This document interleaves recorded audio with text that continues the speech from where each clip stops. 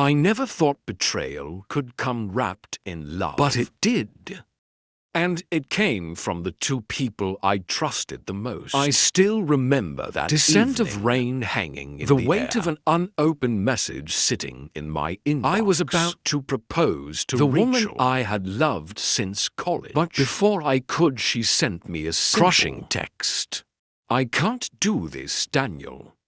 I'm marrying your brother. The world blurred. My fingers went numb around the velvet box in my pocket. I read the message over, trying to make sense of the words. That shattered everything I believed in. That was just the beginning.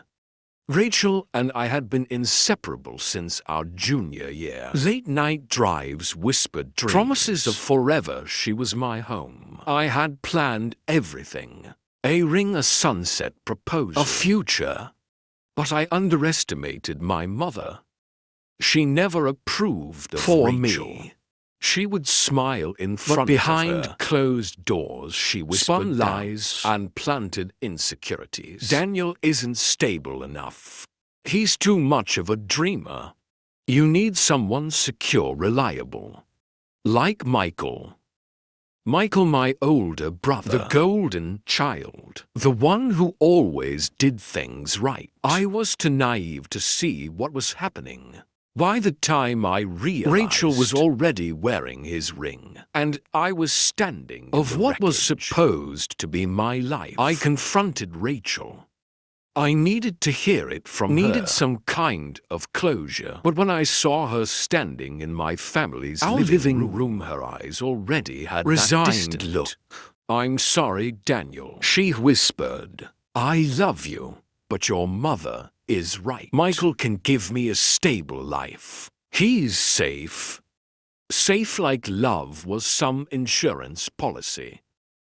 Like our years together were a mistake she had to correct. And then there was my mother standing behind her, a satisfied look in her eyes. Michael wouldn't even meet my gaze. I walked out that night and never looked back. I left town.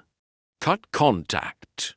I needed to rebuild to prove to myself the universe that I wasn't the failure they painted me to be. I worked hard, built a name for myself. Turned the pain into ambition. For years I carried Rachel's ghost, wondering if she was happy, if she regretted leaving me. Then fate intervened.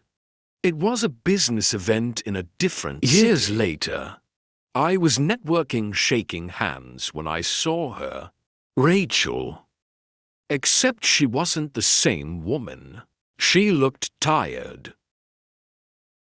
The sparkle in her eyes was gone. When she saw me, something flickered in her gaze. Regret, longing, something unspoken. Daniel. Her voice was barely a breath. I should have walked away, but I couldn't. Are you happy? I asked, cutting through the small talk. Her silence was the only answer I needed. And just like that, the past came crashing back. We met again in secret.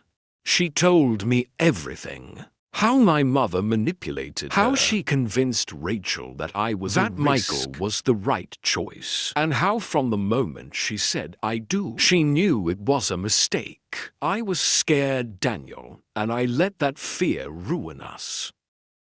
She wasn't looking for pity, and I wasn't the same man who once begged for her love. But something still burned between us. I had two choices: walk away or let the past reclaim me. But this time, I wasn't chasing ghosts. If you want to leave, leave, I told her.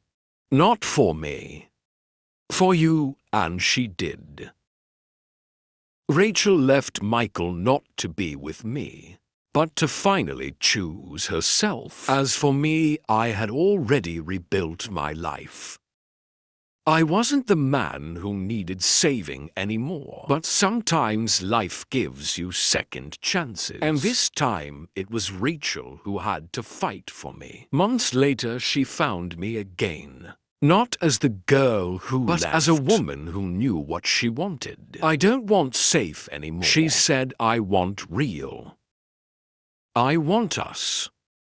Maybe love was about timing. Maybe we had to break to truly understand what we had. All I knew was I wasn't afraid anymore. So I reached for her hand. And this time I didn't let go. What would you have done? Have you ever lost someone only to find them again? Let's talk in the comments.